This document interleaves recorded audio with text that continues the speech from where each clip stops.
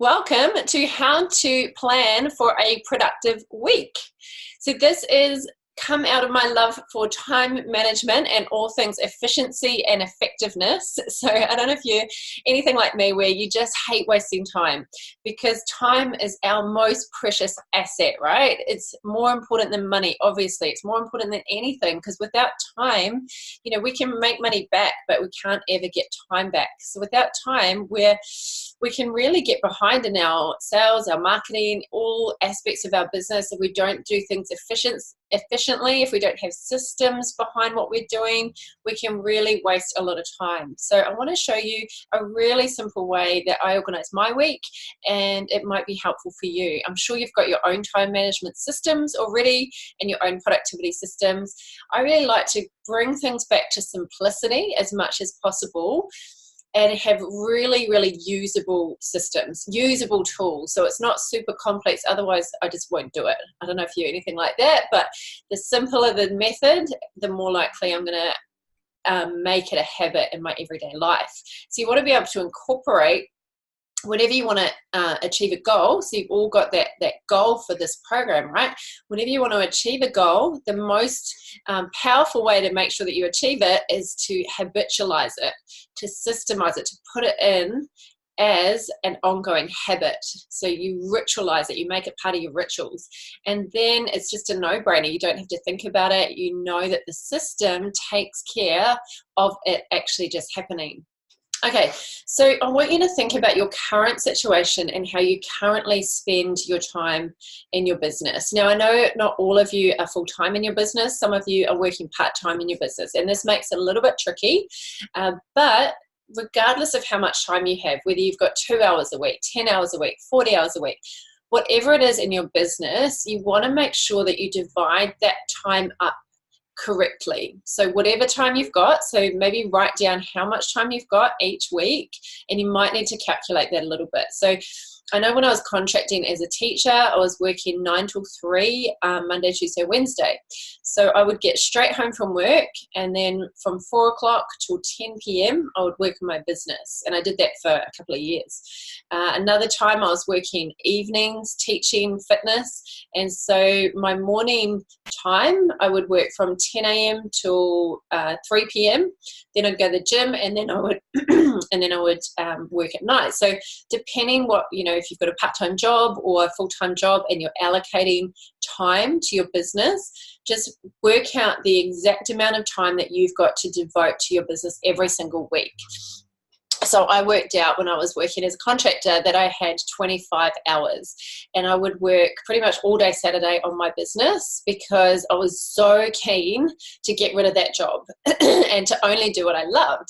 So I wanted to make sure that the time that I did have, so this is really important for you if you are not full-time in your business yet, is to maximize the hours that you do have in your business. I want to point out Gaynor here. Gaynor's a mum of a toddler, which anyone that's had a toddler, I'm sure, knows how full on that could be.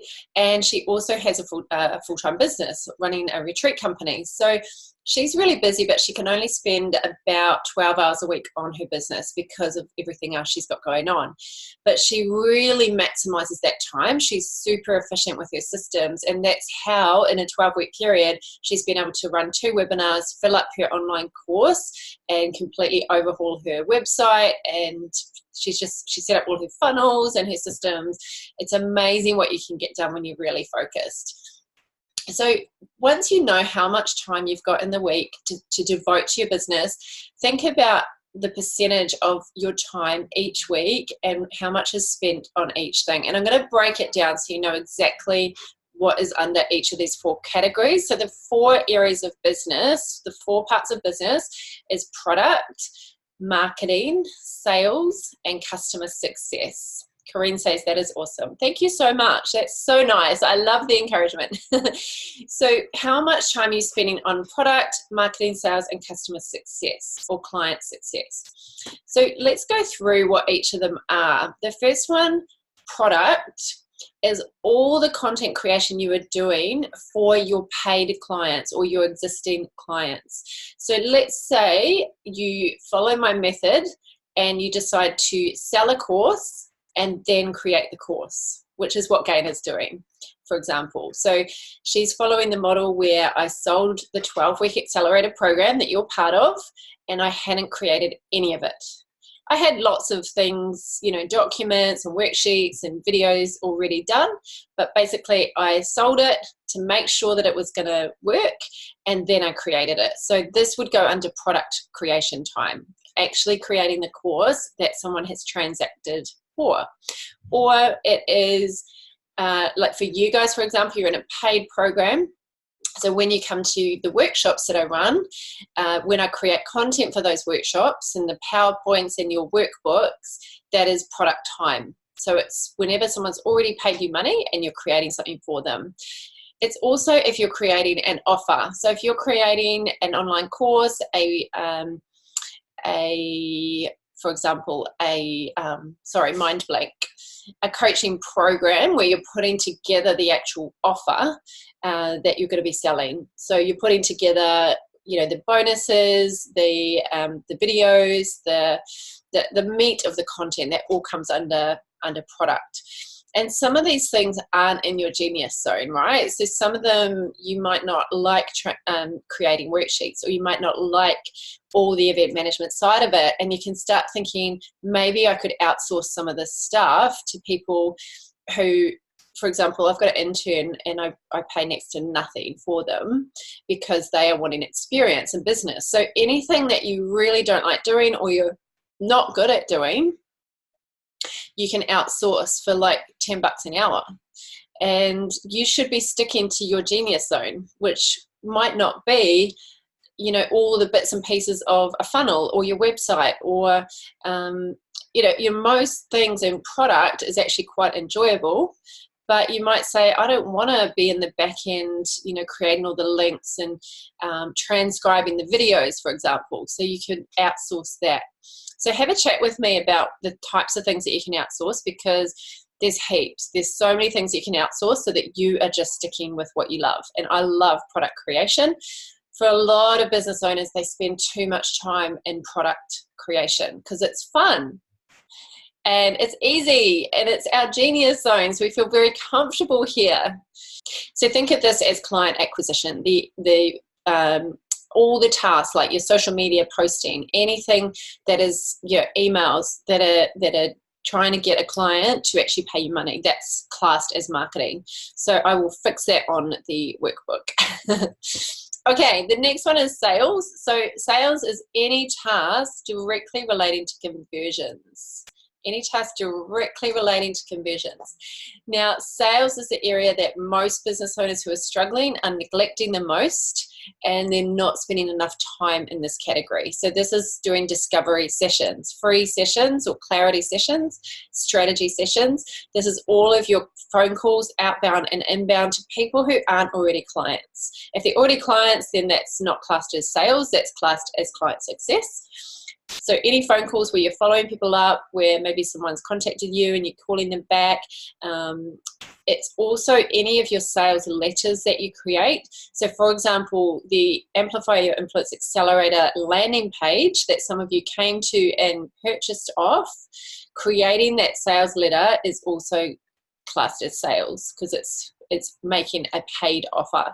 And also creating direct sales videos, meaning the video directly sells something to them and it sends them straight to a order form or somewhere where they can actually part with money. So sometimes people feel like they're doing sales, but they're actually doing marketing, because sales is that thing that leads, the next step that your client takes is to actually part with their money. And then the last one is client success. So this is all the work you do for your existing clients. Again, the business owners that I talk to who are struggling the most are the people who spend too much time in this category. Now, of course, we want to look after our clients. That's really super important. We've got to look after our existing clients, because that is a form of marketing as well. It's also a form of maintaining and retention in your business, which can lead to repeat sales. Plus, we've just got to really look after people, because that's part of being ethical and having integrity, right? But in terms of percentage wise, A lot of people are getting stuck with too many emails, too much stuff coming at them all the time. Like they've said, okay, unlimited emails, unlimited text support, and so they're being bombarded with their clients' problems. I really recommend against unlimited private contact with you. A lot of people won't use it, but those people that do can be very draining and time consuming. That's why I get people to put it on the Facebook group so that everyone benefits from the answer as well. So if you're stuck, I'm not going to leave you stranded, obviously, but you've also got to make sure that you have boundaries around your time so that you're not leaking out all of this time.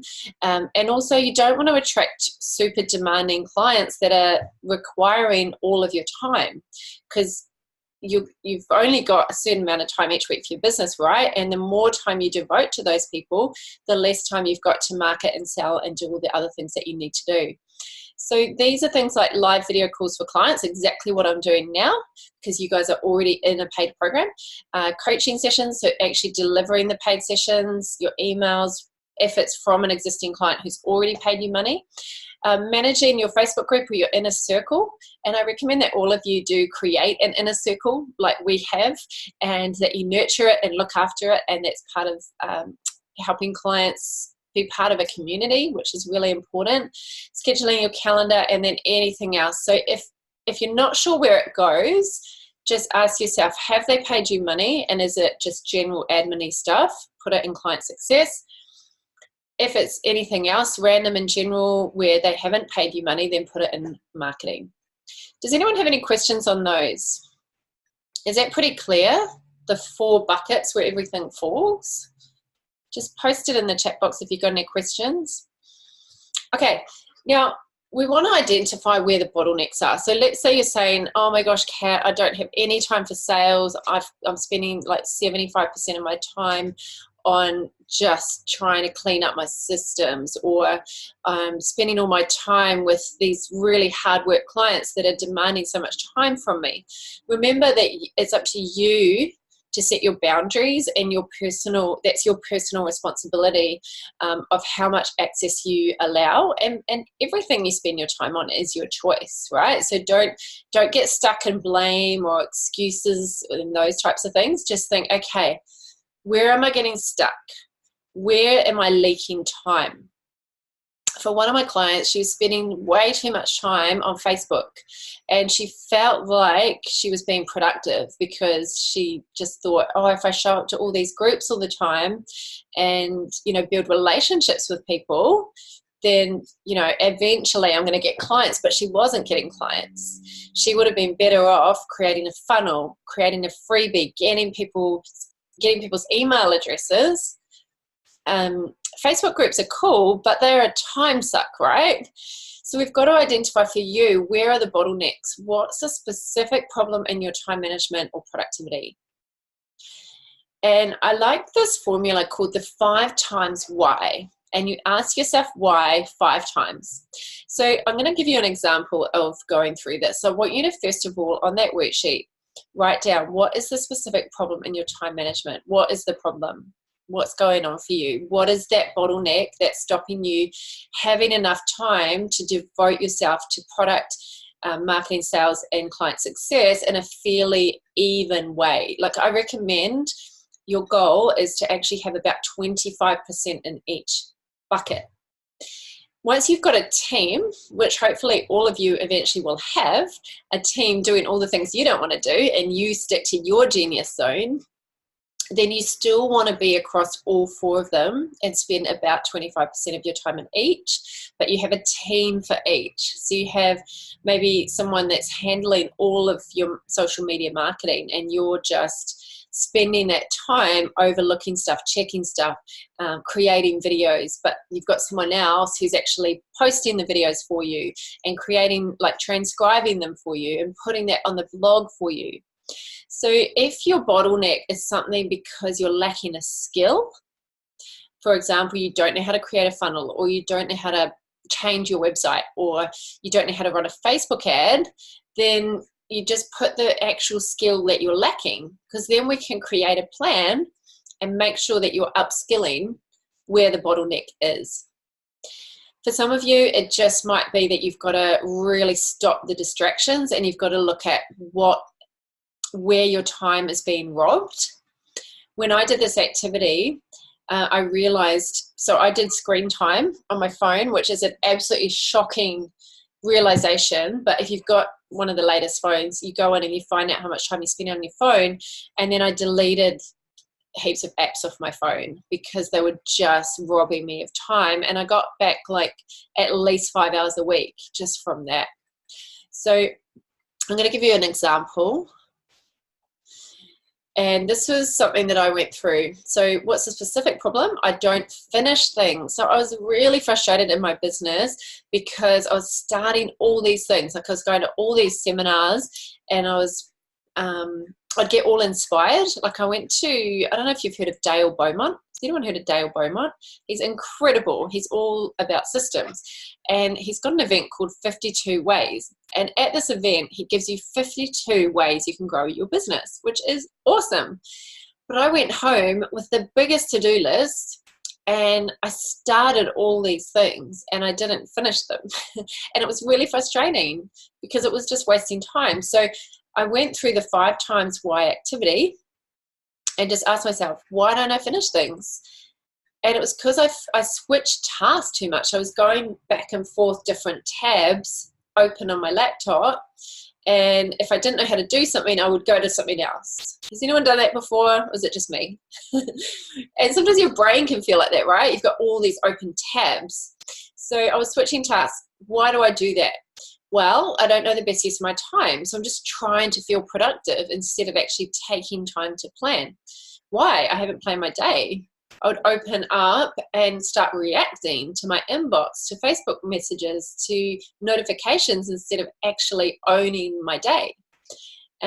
Why? Why haven't I planned my day? Well, I feel like I actually fail at planning and scheduling. So I kept trying to use these fancy technical to-do list systems. I don't know about you, but I've gone through so many systems of productivity and to-do lists. And do I do it on paper? Do I do it on a spreadsheet? Do I do it on an app? And I keep cycling through all these different things. And I actually feel like I kept failing at it. And then I said, why? Because I have failed in the past. And so I just had to make a strong decision to go back to the one that worked the best for me, even if it's not perfect. And for me, it's a rolling system where it's like a conveyor belt and I prioritize the list every night and I have my top 5 tasks every day and all I see in the morning on that piece of paper is the 5 things that I really want to get done. I don't see my massive to-do list because that was stressing me out and draining my energy, just seeing this big to-do list every day. So every night, I now pull across the top 5 tasks, I put them in order, and I'm not allowed to go to number 2 until I've done number 1. So I started finishing things, and it really made me super productive and get heaps more done. That's why I've been able to create so much content. So go through for you your 5 times why. Why do you do that? And then you need to decide what are you going to choose instead. So for me, I identified where the problem was and I wrote this down. I choose to schedule and plan my tasks for the next day, the following day, every night. I choose realistic actions each week and each day that will make the biggest difference towards my goals. So I looked at my quarter goals, and you've all got quarterly goals, right? Or you will have the 12-week goal. And then I was always thinking, what actions are going to take me to that goal every single day? If I do these things, 3 or 5 things every single day, I'm going to get that quarterly goal. So for me, I just had to really build that into my life and make a habit and set an alarm on my phone until it was just a habit. Every night before I go to bed, I write my 5 things for the next day. So what do you choose instead? I would love you to post it in the chat box. So what is the specific problem in your time management or productivity? Post it in the chat box. Write down what yours is, and then write down in the chat box, what do you choose instead? go for it. So Ross says, I went to his 52 ways 2 weeks ago. Incredible amount of content, quite mind-blowing, highly recommend. Yeah, it's really, really cool, isn't it? He is such a switched on speaker. Dale Beaumont, he's amazing. I'd love to hear if you've implemented any of it, Dale. Ross, Dale. So post in the chat box, what are you struggling with when it comes to your time management or your productivity? Because we're all struggling with something. We could all do better with something. And then what do you choose instead? So I want you to post that in the chat box so I can help you with it. And I'm just going to move on, but please do post what you're struggling with and what you choose instead. Now I'm just going to give you an example. So this is how I've chosen to allocate my time, 40 hours of time. I usually work way more than 40 hours, but this is how I'm choosing to structure it at the moment. And you might decide that you want to have Mondays off and you want to work Saturdays instead. Or you might just have the PM after work if you're working in a full-time job, for example. But let's say we've got morning 4 hours, evening 4 hours, for example. Like for me personally, I usually start work at 10 a.m. and work through till 2, and then I'll usually go to the gym, and then I do another like 4 hour or so block afterwards. So roughly if you do that, if you do 5 blocks in the morning, 5 blocks in the evening of 4 hours each, that's how you get your 40 hours in the week. But divide it up, whatever's going to work for you. So I really like doing marketing and looking after my clients on a Monday morning. So I'll post in the Facebook group. I'll set my marketing up for the week. So on a Monday morning, I like scheduling some posts for my social media. So setting up that really well. So for example, I close my calendar on a Monday morning, so it's not open for clients. So I don't like starting my Monday morning with clients. I like starting it with getting everything set up for my week. And then I'll open my calendar Monday to Thursday, only from either 11 a.m. or 12 p.m. So for me personally, I like getting a lot of stuff done in the morning before I start seeing clients. So occasionally I'll change that, but generally this is like a best case scenario. So life is not perfect, right? Things come up. Sometimes people can't see me on a Monday to Thursday, and so I have to put them on a Friday, and that's totally cool. I do that quite a bit, but this is what I'm aiming for. This is like my goal week. This is my perfect week. And then as I get more systems in place, I'll be able to reduce the amount of time that I'm spending, and then I'll be able to start giving more and more of this to interns and team and that type of thing. So I've split it up so that this is 25% of my time in each. Did I put that? Check. Yeah, so the 5 year, well, it's actually 4 areas. I think I had personal on there and I just decided to take it completely business. So the areas are product, marketing, sales, and client success. I'm just going to fix it because it's annoying me. The 4 areas. That's right. Hey, yeah. So the 4 areas: product, 10 hours a week, and so that's 25% of the time. So 40 hours, and then on the spreadsheet each week I put how much I actually spent. So this is the goal and then the actual. And what I do find in the actual is that I spend heaps more time on the product and heaps more time on the client success, and I don't spend enough time on marketing and sales. So you will get to know your patterns and your comfort zone and where you like to hang out. And that's where we have to think, okay, how can I shift things so that I'm blocking out my time? Like this, the way I block that time, for me, I prefer to do that a chunk like that because it's a lot easier in my brain to just doing bits and pieces here, there, and everywhere. You know what I mean? Like just to have that, okay, this is all I'm doing on a Wednesday is marketing in the morning. I'm not answering emails. So I shut my emails down, I shut my Facebook down, and I just focus on that. Or if I'm just doing product. So for example, I'll have what I call a cave day, and I'll be creating my workshop for let's say I'm running a workshop on Saturday, I just shut everything down, and all I'm doing on Friday is marketing, is creating the product, which is the workshop. Corinne says this will make a massive difference. Yeah, awesome. That's great. I'm glad to hear that, Corinne.